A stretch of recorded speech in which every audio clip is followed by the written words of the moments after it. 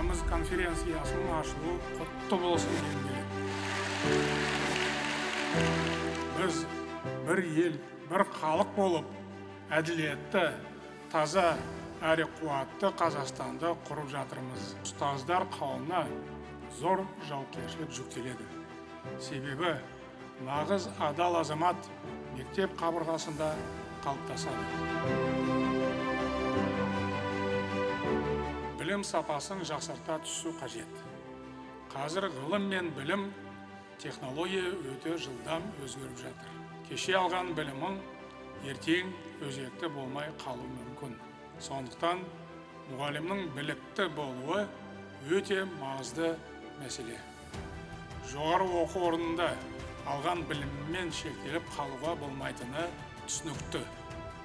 Озық ойлы шәкірт тәрбиелеу үшін ұстаздар ұдайы ізденіп, білімін жетілдіріп отыру керек. Балалардың оқуға зейінін ашатын әдіс тәсілдерді жетік меңгерген абзал.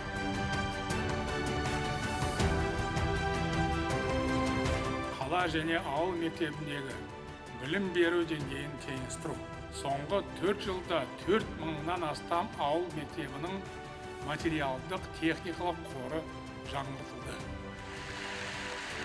Баланың бәрі бірдей. Ауыл баласы мен қала баласының білім алу мүмкіндігі де бірдей болу керек. Келешек мектептері жобасының негізгі мақсаты да осы. Биылдан бастап елімізде адал азамат бір тұтас тәрбие бағдарламасы жүзеге асырыла бастайды. Бұл бағдарламаны барлық мектеп, соның ішінде жекеменшік мектептер де қолданады. Сондай-ақ мен осы жобаны педагог мамандар даярлайтын жоғары оқу орындарында да енгізуді ұсынамын. Ұлттық білім саласындағы тәрбие жұмысында бір тұтас жүйе болу керек. Жас ұрпақтың бойына жалпы ұлттық құндылықтарды сіңіру қажет. Жаңа оқу жылынан бастап мектептер мен колледждерде әлімжеттікке, буллингке қарсы дос бол лайк атты бағдарлама іске қосылады. Негізгі мақсат балалар мен жеткіншектер арасындағы зорлық-зомбылықтың алдын алу. Бұл бағыттағы маңызды жұмыс тоқтамайды. Жас өспірімдердің құқығы мен мүддесін қорғау мәселесі әрдайым мемлекет назарында болады. Не ексең, соны орасың деген. Қазір біз бір қоғам болып, жас ұрпақтың бойына қандай құндылықтарды сіңірсек, ертең ондаған жылдан кейін ұлтымыздың сапасы да сондай болмақ. Әділетті, озық, таза, қауіпсіз және қуатты Қазақстанның іргесі мектепте қаланады. Необходимо ускорить внедрение цифровых технологий и искусственного интеллекта в образовательный процесс. Мир вступил в новую технологическую эпоху, главными признаками которой становится стремительное развитие инноваций и внедрение искусственного интеллекта. Поэтому понятие «прогрессивная нация» и «технологическая нация» сегодня являются тождественными.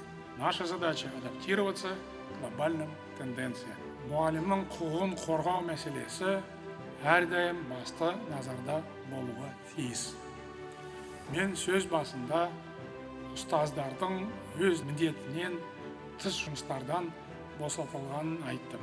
Бірақ кейде жергілікті билік өкілдері заң талаптарын өрескел бұзып жатады.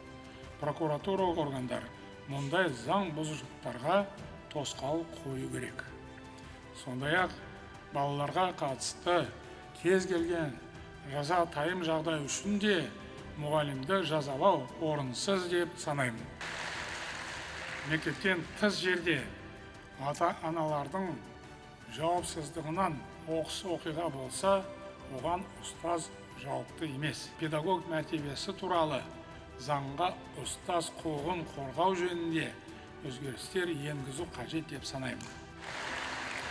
Жалпы білім саласы мемлекет үшін стратегиялық мәні бар сала. Сондықтан құзырлы мемлекеттік органдар білім саласындағы мәселелерден сырт қалмау керек. Түптеп келгенде, балалардың амандығы, олардың денсаулығы және сапалы білім алуы еліміздің келешегіне тікелей тікелей қатысы бар мәселе. Білім мен ғылым Қазақстан дамуының қозғаушы күші болуға тиіс. Алдағы жылдары осы міндетті орындауға бар күш-жігерімізді салып, жұмыс істеуіміз керек.